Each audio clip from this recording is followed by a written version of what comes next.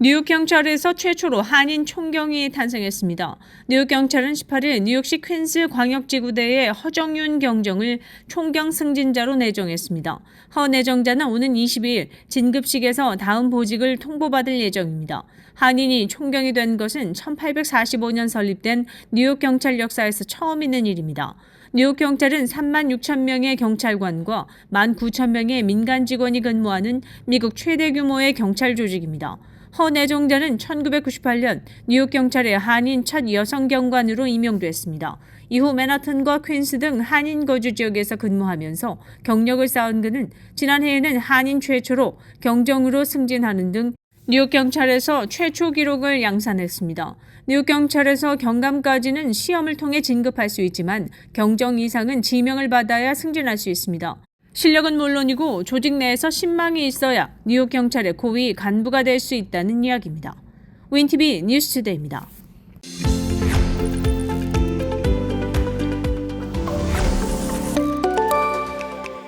한인들도 많이 사용하고 있는 젤과 벤모, 페이팔 등 현금, 송금 앱을 통해 수만 달러의 현금이 빠져나가는 사기 피해가 발생해 한인 이용자들의 경각심이 요구되고 있습니다.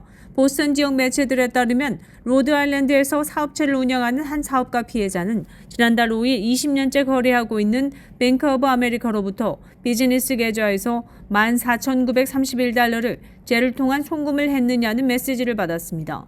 이 같은 연락을 받은 피해자는 즉각 아니라고 답변을 해서 다행히 돈은 지출되지 않았습니다. 그러나 집에 오자마자 은행 계좌를 확인한 피해자는 이미 11월 2일과 3일 두 차례에 걸쳐 플로리다에 거주하는 사람에게 각각 14,932달러와 14,912달러씩 송금된 것을 발견했습니다. 깜짝 놀란 피해자는 일요일 밤 바로 은행에 전화로 이 같은 내용의 젤 송금 문제를 신고했습니다. 피해자는 은행 거래를 하는 컴퓨터는 집의 안방에 있는 컴퓨터이며 은행 거래는 오로지 그 컴퓨터를 통해서만 하고 있다고 말했습니다. 황당한 것은 뱅크 오브 아메리카의 답변이었습니다. 뱅크 오브 아메리카는 바로 다음 날인 6일 편지를 보내 11월 2일과 4일 두 차례에 걸쳐 이루어진 모든 젤 거래가 피해자가 젤을 사용할 때 이용하던 컴퓨터에서 이뤄진 것을 확인했다며 이번 사건 수사를 종료한다고 답했습니다. 그러나 11월 5일 거래와 관련 사실 여부를 확인했던 뱅크 오브 아메리카는 그 이전의 두 차례의 거래에 대해서는 문자 메시지로 거래 내역의 사실 여부를 확인하지 않았습니다. 피해자는 그런 문자 메시지가 전혀 전달되지 않았다고 말했습니다. 결국 피해자는 경찰에 사건을 접수시켰고 연방수사국에도 신고했습니다. 경찰은 피해자가 여러 정황으로 볼 때 온라인 해킹으로 인한 신분 도용의 피해자로 보인다며 뱅크 오브 아메리카에 다시 조사를 할 것을 촉구하는 서한도 만들어줬습니다. 피해자는 뱅크 오브 아메리카 측에 다시 한번 이번 사건을 재조사해달라는 요청과 함께 각종 자료를 제출한 상태지만 그러나 은행 측에서는 서류를 제대로 받지 못했다는 말만 되풀이하고 있는 상태입니다. 젤은 개인 대 개인이 송금하는 서비스로 뱅크 오브 아메리카를 비롯해 체이스, 캐피탈원, 웰스파고 등 미국 대형 7개 은행이 컨소시엄을 구성해 만들어 소유하고 있습니다. 또 대다수 한인은행들도 젤을 이용하고 있습니다. 이들 현금 송금 앱은 은행 온라인 계좌만 있으면 이용할 수 있고 무료라는 점에서 장점이 있는 반면 거래가 즉각적으로 이뤄지고 한 번 보낸 돈은 다시 취소할 수 없다는 점에서 이를 노리는 화이트 범죄의 온상이 되고 있다는 지적입니다.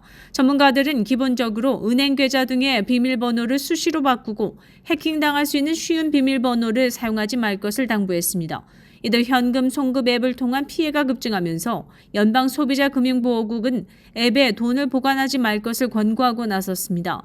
연방소비자금융보호국은 일부 소비자들이 이들 서비스 안에 현찰을 넣어두고 있지만 만약 돈이 증발할 경우 은행이나 크레딧 유니언처럼 보상 등 법적 보호를 받을 수 없다고 조언했습니다.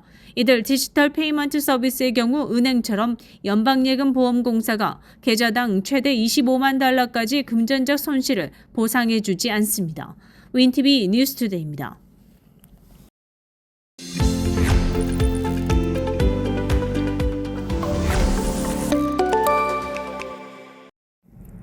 주식에 투자하는 미국 가계의 비율이 사상 최고 수준으로 올랐습니다. 코로나 팬데믹 시절 집에 갇혀있던 수백만 명이 적은 돈으로 편하게 할 수 있는 주식 투자에 뛰어든 영향입니다. 월스트리트저널은 18일 연방준비제도의 소비자 금융 설문조사 결과를 인용 2022년 미국 가구의 약 58%가 주식을 보유한 것으로 나타났다고 보도했습니다. 2019년 조사의 53%에 비해 껑충 뛴 수치로 역대 가장 높은 주식 보유 비율입니다. 연준은 3년마다 이 조사를 실시하며 개별 주식을 직접 보유한 가구와 펀드, 퇴직 계좌 또는 기타 관리 계좌를 통해 간접적으로 보유한 가구가 모두 포함됩니다. 이 데이터는 코로나 시대에 주식 투자가 급증했음을 보여줍니다. 여러 증권사가 거래 수수료를 폐지한 점도 투자자 증가 요인이 됐습니다. 대부분은 은퇴 계좌를 통해 주식을 보유하고 있지만 직접 투자자도 늘었습니다. 직접 투자 가구는 2019년 15%에서 2022년 21%로 증가했습니다. 1989년 조사가 시작된 이래 최대 증가폭입니다. 새로 증시에 뛰어든 이들의 투자 금액은 많지 않습니다.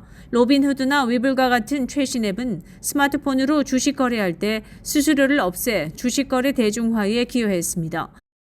피델리티와 슈왑은 2020년에 소수점 거래 제도를 도입해 개인이 한 주 미만 주식도 사고 팔 수 있도록 했습니다. 주식 보유 가구 비율은 모든 소득 수준에서 증가했습니다. 중상위 소득 가구 비율이 가장 크게 늘었습니다. 이 기간 주가는 최고치를 경신했습니다. 스탠더드 & 푸어스 500 지수는 2020년에 16%, 2021년에 27% 상승했습니다. 2022년에는 19% 하락했지만 올해 다시 23% 상승할 것으로 예상됩니다. 주식시장 상승과 주택가격 상승은 가계 자산을 늘리는 데 도움이 됐습니다. 미국 가계 순자산 중앙값은 인플레이션 조정 기준으로 2019년부터 2022년까지 37% 증가했습니다. 역대 가장 큰 증가폭입니다. 주식에 대한 선호도도 높습니다. 경제협력개발기구 OECD 데이터에 따르면 2022년 미국 가계는 금융자산의 약 39%를 주식으로 보유하고 있는데 이는 회원국 대부분보다 높은 비중입니다. 윈티비 뉴스투데이입니다.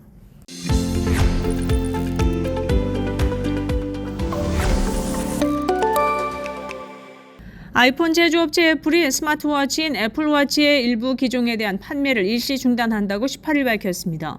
이에 따라 미국에서 애플워치 시리즈 9과 애플워치 울트라 2의 온라인 판매는 오는 21일 오후 3시부터, 매장 판매는 25일부터 중단됩니다.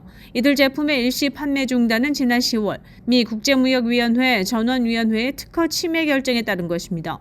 애플은 백악관이 오는 25일까지 60일간 ITC 결정을 검토하는데 이 결정이 유지될 경우에 대비해 미리 판매 중단을 시작했다고 밝혔습니다.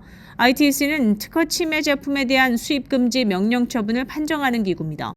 이 기구는 10월 26일 애플워치의 혈액 산소 측정 기술 특허를 둘러싼 분쟁에서 애플이 의료기술 업체 마시모의 특허를 침해했다고 판단했습니다. 이에 마시모의 산소 측정 기술 특허 기술이 들어간 애플워치의 판매를 중단하고 애플워치와 함께 제조에 필요한 재료의 미국 수입도 금지했습니다. ITC의 수입 금지 명령은 당시 당장 효력을 발생하지는 않았고 백악관에 넘어가 60일까지의 검토 기간을 거친 뒤 거부권 행사 여부를 결정하게 됩니다. 애플은 ITC 결정이 유지될 것에 대비해 이번 판매 중단을 발표했습니다. 과거 ITC의 수입 금지 조치에 대해 대통령의 거부권이 행사된 경우는 드문 것으로 알려졌습니다. 애플은 ITC의 명령이 유지된다면 가능한 한 빨리 두 시계의 판매를 재개하기 위해 모든 조치를 다할 계획이라고 밝혔습니다. 애플은 ITC 결정에 대해 연방순회항소법원에 항소하는 방안도 검토 중입니다. 마시모 측은 앞서 애플워치에 들어있는 혈액 산소 측정 기술이 자사의 특허를 침해했다며 소송을 제기했고 미국 내 수입 금지 명령도 요청했습니다. 애플워치를 포함하는 애플의 웨어러블, 홈 및 액세서리 부문은 지난 3분기 93억 달러를 벌어들여 아이폰과 서비스 부분에 이어 세 번째로 높은 매출을 기록했습니다. 이날 뉴욕 증시에서 애플 주가는 1% 가까이 하락 마감했습니다. 윈티비 뉴스투데이입니다.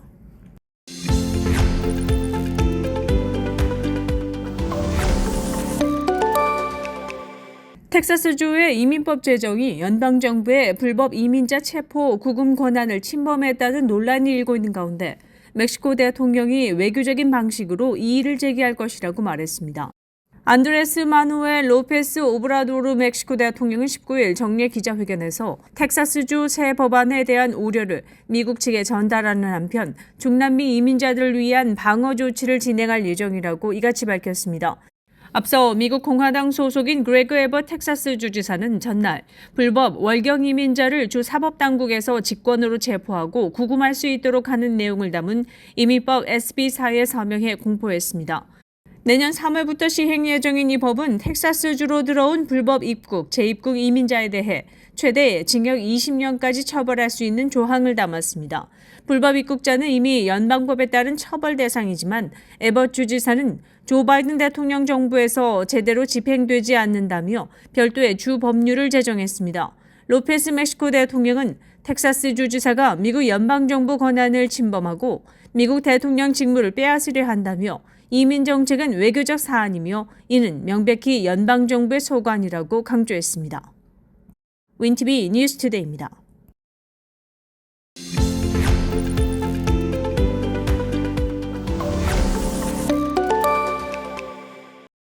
노스브룩의 에덴스 고속도로에서 시카고 다운타운 방향으로 향하던 차량이 갑자기 고속도로를 벗어나 도로를 건너 건물에 부딪힌 뒤 화염에 휩싸였습니다. 19일 정오경 사건은 발생했습니다. 94번 고속도로를 주행하던 차량이 도로를 떠나 노스브룩의 프런티지 로드를 건너 1840 스코키 블루바드에 있는 건물을 들이받았습니다. 노스브룩 소방국은 차량 전체가 화재에 휩싸였고 출동한 소방대에 의해 화염은 진압되었다고 밝혔습니다. 차량으로 인해 발생한 화재는 건물 외부에 피해를 입혔지만 건물 내부로 확산되지는 않았습니다. 소방당국은 이 사고에 최소 한 대의 차량이 파손됐으며 한 명이 하일랜드 파크 병원으로 이송됐지만 이들의 상태는 즉각 알려지지 않았다고 밝혔습니다. 사고 원인은 즉각 밝혀지지 않았습니다. 윈티비 뉴스투데이입니다.